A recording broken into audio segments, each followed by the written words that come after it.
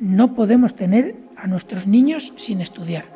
No podemos hipotecar la competitividad de nuestras promociones de niños. No podemos tener el año pasado y con una calidad de educación que, aunque se hagan todos los esfuerzos en hacer la educación no presencial, etc., no podemos hacer que 2 promociones de nuestros niños no tengan una educación con el mismo nivel de calidad que cualquier otra. Atípica y exigente. La vuelta al cole se ha gestado entre más dudas que certezas y con un paro de la comunidad educativa a la vuelta de la esquina. ¿Qué va a pasar?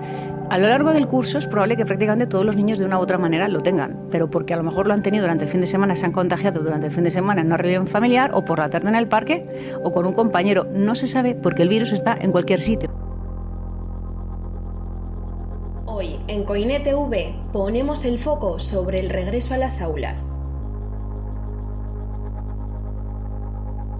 En el Estado español, las clases quedaron suspendidas y sin fecha de vuelta el pasado 12 de marzo, coincidiendo con el principio del estado de alarma.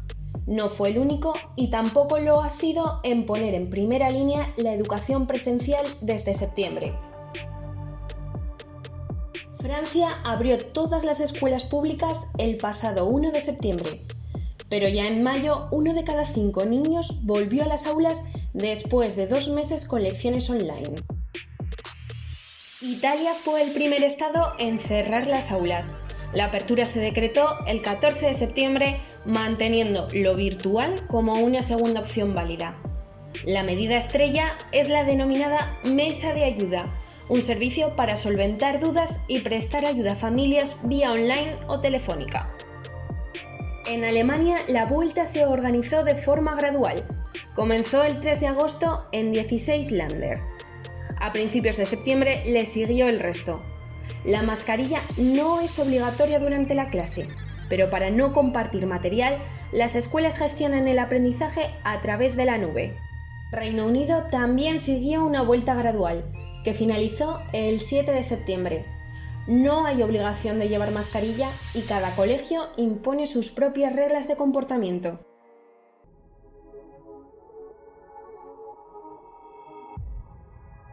El gobierno y los territorios definieron los detalles a menos de 2 semanas para la vuelta al curso. En junio se acordó un documento de mínimos, que fue modificado por los propios territorios, ya que la competencia de educación es autonómica.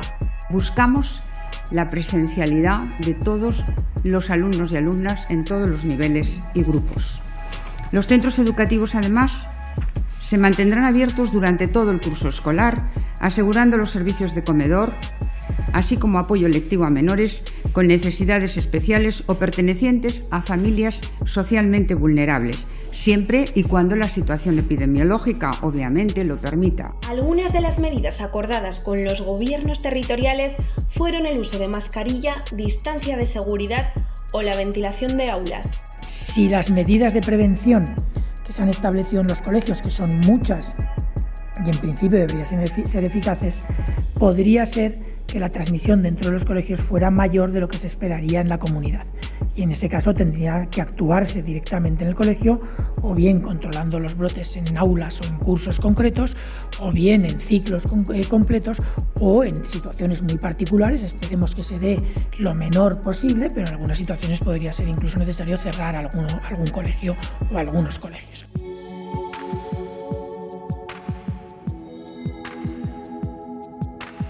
Después de hacer un breve análisis desde el plano institucional, cabe acudir a la primera línea.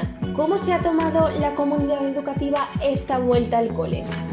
Bueno, pues la vuelta, al menos bajo mi punto de vista, ha sido bastante angustiosa. Ya de por sí está implícito en el mundo del profesorado, sobre todo si eres interina, que no sabes muy bien en qué centro vas a trabajar hasta que nos acerca casi la fecha. Y en segundo lugar, pues por esta pasividad, ¿no? Tanto a nivel Ministerio de Educación como a nivel autonómico, claro. Estábamos a última semana de agosto y no se sabía absolutamente nada más que el día 1 teníamos que estar en nuestros centros y quienes lo sabían, porque los compañeros y compañeras de secundaria lo supieron 2 días antes de incorporarse. Yo creo que inconscientemente el alumnado echa de menos estar con alumnos de otro curso, porque tienen amigos en diferentes cursos. Entonces, eso es una cosa que se nota. Pues intentan hablar, pero claro, están cada uno en su espacio, ¿no?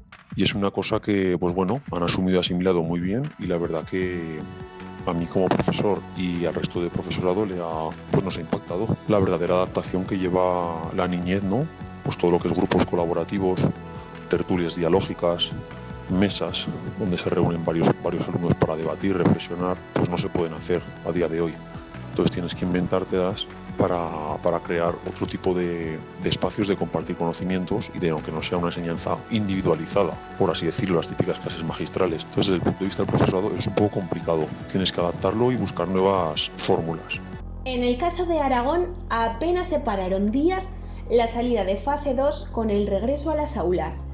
El 7 de septiembre, el sindicato CGT convocó una huelga para el día 18, ante lo que calificaron como una nefasta gestión desarrollada por el Departamento de Educación dirigido por Felipe Fazi.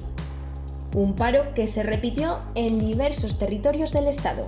Sí que la llevé a cabo porque, siendo partidaria al 100% de una vuelta a la escuela y una vuelta presencial, muy necesaria tanto para los niños y las niñas como para los docentes y para la sociedad en su conjunto, se podía haber hecho de otra forma. Muchísimo más segura, con muchísimas más medidas, mucho más relajada, pero para todo esto hace falta inversión económica y no se ha hecho para nada.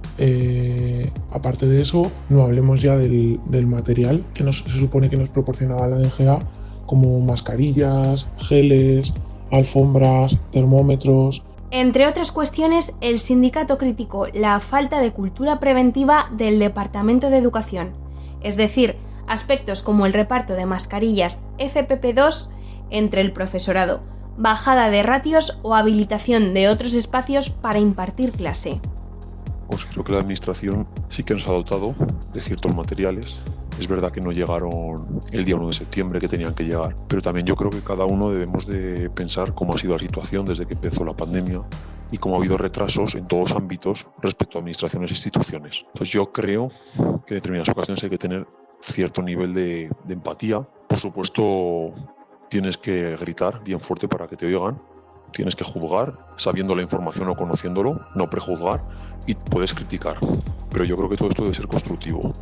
Yo he de decir que al encontrarme trabajando en un centro rural agrupado, ha sido el ayuntamiento del pueblo donde me encuentro quien proporcionó a día 1 de septiembre todo este material. De la DGA nos han llegado 4 cosas contadas. Nos llegó, por supuesto, habiendo empezado ya el curso y habiéndose incorporado los chavales. Y bueno, escaso. Desde luego está corriendo de nuestro bolsillo. Entonces pienso que esa huelga sí que era muy necesaria. No tuvo la repercusión esperada debido a los pocos apoyos y a esas restricciones, pero bueno, pienso que es algo que era necesario, que había que hacer y que probablemente se tenga que volver a repetir de aquí a poco tiempo. Visto el punto de vista de los docentes, ahora toca preguntarse si la pandemia también se puede traducir en forma de desigualdad dentro del aula. Es cierto que desde que empezó se generan desigualdades, sobre todo para alumnado en situación de vulnerabilidad. En función del contexto o el entorno donde trabajes, pues tendrás alumnado con ciertas características. Hay centros que cuentan con entornos pues, donde el acceso a los medios digitales es una cuestión bastante difícil.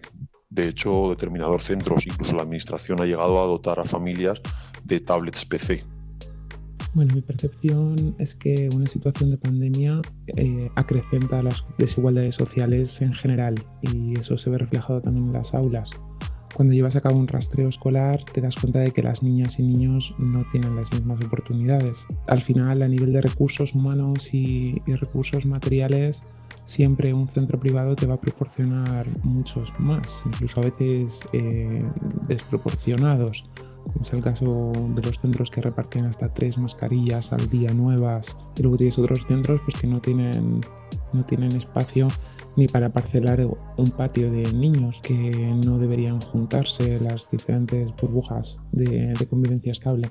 nos encontramos ahora con que muchas familias no están yendo a los centros por miedo, ¿no? Y eso es el acceso a la cultura que puedan tener y la desinformación. Entonces eso conlleva una criba. No puede ser que a 4 de octubre estemos con porcentaje de alumnado, hablo a nivel de Aragón, que no esté yendo al centro. No puede ser que una persona o una familia no tenga la información suficiente para evaluar o tomar decisiones sobre que su niño o su niña tenga que estar en el colegio. Darse cuenta de que afecta no solo a la salud cognitiva respecto al aprendizaje, ¿no?, de ciertos contenidos, sino a la salud social. Por otra parte, mi sensación es que desde el momento en el que el discurso del colegio entra en juego para considerar o no contactos estrechos y cuarentenar a más o menos alumnos, se puede encontrar conflictos de intereses entre los centros públicos y privados, porque al final a un centro privado nunca le interesa que le cierren sus aulas. Esto quiere decir que probablemente los niños y niñas de los colegios públicos o de zonas con un nivel socioeconómico más bajo probablemente van a recibir menos clases durante el año que los niños que no pertenezcan a estos grupos, porque serán cuarentenados con mayor asiduidad.